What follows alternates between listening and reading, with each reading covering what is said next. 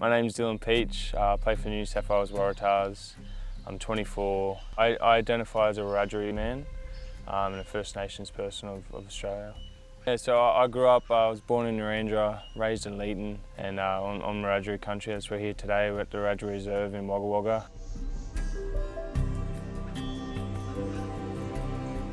I had a different challenge to most Aboriginal kids because I am Aboriginal, but I don't look as most people would say Aboriginal. So there's a lot of that barriers that you have to cross where people are like, oh, are you really Aboriginal? Or how much Aboriginal are you? Or you're only half Aboriginal. It doesn't really make you Aboriginal. Which kind of like makes you question your identity, I suppose, in a sense, growing up when I'm only a little kid and then like I know I'm Aboriginal, but all these people are telling me that I shouldn't be Aboriginal because I'm white. Being Aboriginal is like a cup of tea. It doesn't matter how much milk you put in it, it's still a cup of tea.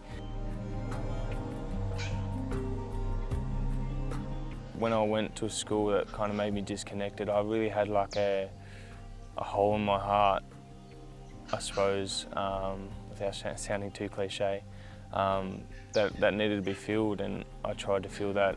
Well, I did feel that with sport, and it was really good.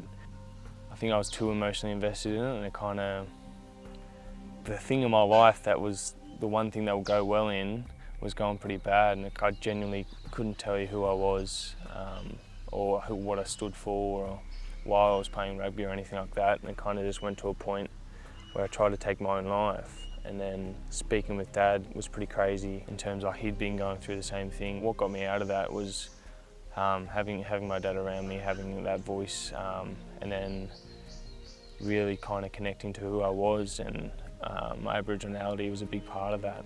Made me realise how beautiful a culture we have.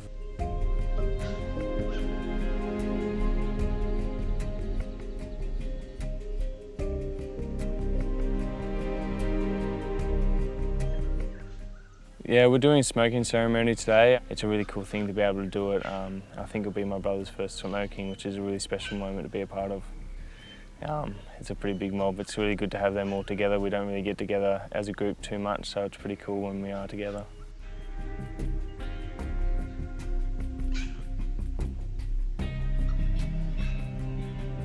Culture round's really special. It's really cool. Indigenous round specifically, I'd rather.